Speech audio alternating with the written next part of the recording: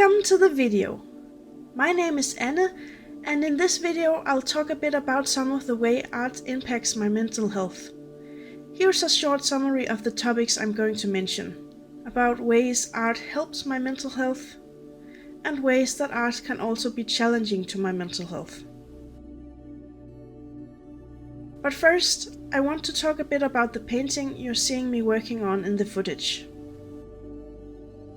You may recognize this painting from my profile pics and banners around the internet.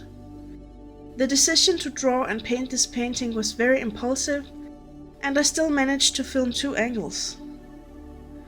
The painting took me about 1 hour and 30 minutes to paint, plus maybe around a half hour to think of the concept and make the underdrawing, just if you are curious. This painting is a vent art painting, which means that I was venting out my feelings when painting it. There was not a single emotion that led to this, more like a bundle of frustrations, emotions, and some feelings that stem from a lot of different things that lose their original meaning when they pour together in me. Unable to do anything else to dispel this mess inside of me, I turned to drawing and painting. The painting is not as dark to me as it can maybe seem to be to others. Even though it may seem scary, it represents something that is just part of my daily life, and so it's to me also a sort of affirmation of a part of me, and I'm not scared of it, since it's just a part of me. The expression on the face of the subject is up for debate, but the intention was not to make a suffering expression. Rather, it is an expression of someone who was deeply lost in thought, good or bad, that has just noticed the viewer and thus has been pulled out of their inner world. The inner world is slightly escaping through the crack in the head, and the eyes are the same black as the inside of the head, to represent them looking inwards. The black hands reaching everywhere remind me of those sticky hand toys I had one of when I was a child. They are gummy-like and slightly sticky, so if you swing them around, they stretch and attach to things. The black hands in the painting represent a lot of things, among them the feeling of one's mind being a mess, reaching out everywhere to get something to stick to, creating a sort of white noise with their movements. The water-like dissolvement of the body represents how I have a very bad connection with my body. Often it feels like I can't reach it properly with my brain.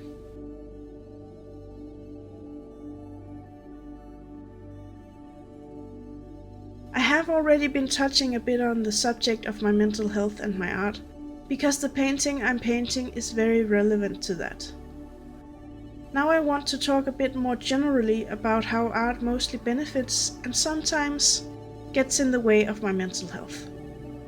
I hope that maybe you can be inspired to try art to balance your mental health, or that you can relate to some of my experiences with this.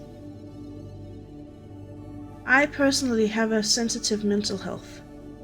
I do struggle with something most people don't, but I'm not ready to name that or really talk about it here, so excuse me for being vague. For a long time, I was in a very bad place where I had forgotten about how important art was to my life. Then I was so lucky to get to a happier chapter of my life, where I met a person who reintroduced me to art in various ways, especially through their own creativity. I'm eternally grateful for that.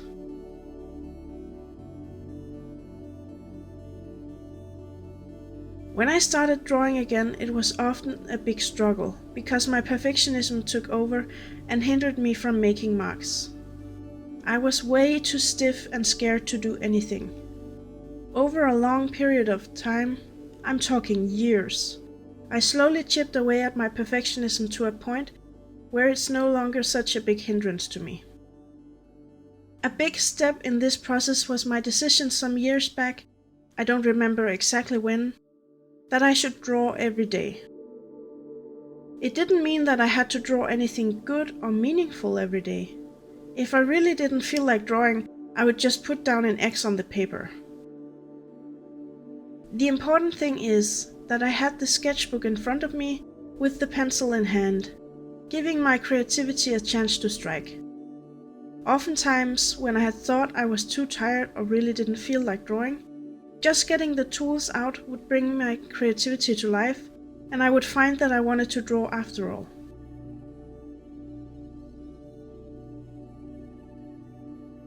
I still practice this, drawing every day or putting an X if I really can't, and it has become such a habit that if I skip it, I start to crave it, really bad. That was a long way to say that I got over the worst of my perfectionism by drawing a lot over a long time. When I draw a lot, each drawing is less crucial to my sense of self-worth, and I have built a strong sense of the fact that I can just do it better next time, and that there is always a next time. This has spilled over to all areas of my life, and I must say that I have much less general anxiety because of it. And many other things.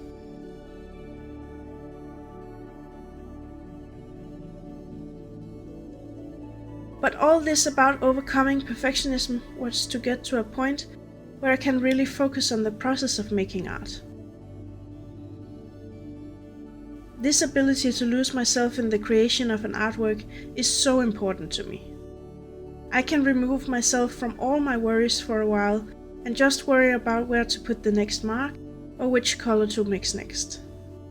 It greatly reduces my anxiety and stress, calming me and focusing my mind. Also, when the artwork is finished, I relish in the fact that I made something, and especially I like to think about how this artwork has made me better, all the things I learned from it, and how I will use it in my next piece. All this applies to both sketches and finished paintings. But, as with all things, too much is too much. Sometimes I find myself having so many ideas for art that it overwhelms me and causes anxiety. The best way I found for combating this is to make thumbnails or write the ideas down so that I don't have to keep reiterating them in my head to remember them. I'm not very good at doing this yet, and I have relied on others to help me see that I'm thinking too much about it in these situations. Another way art can be a challenge to my mental health is my ambitions. I have very high ambitions for my art. I can't help myself. I just want to do it more, better, and if possible, I want to build a career doing it. This has led me to push myself too hard at times, and I have needed help from others to scale my plans down to a manageable size for me. I still hope I can make a career out of it, and when I finish my master's degree this summer, I'm going to give it a proper go while I can. If you would like to support me, please remember to subscribe and hit the like button. I'm very grateful that you watched my video. It helps a lot.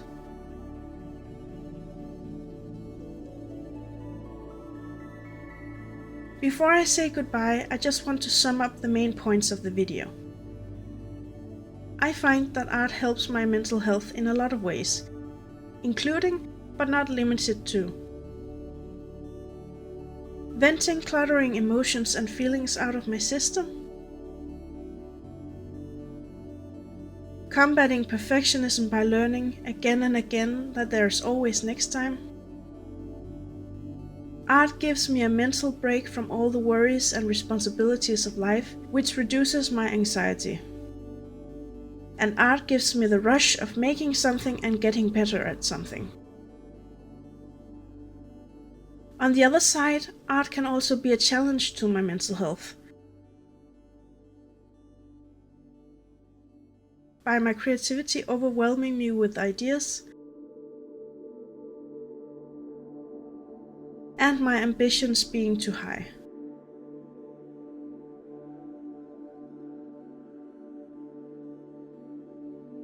I hope you got something out of watching this video. Remember to subscribe and like if you want to support my art journey.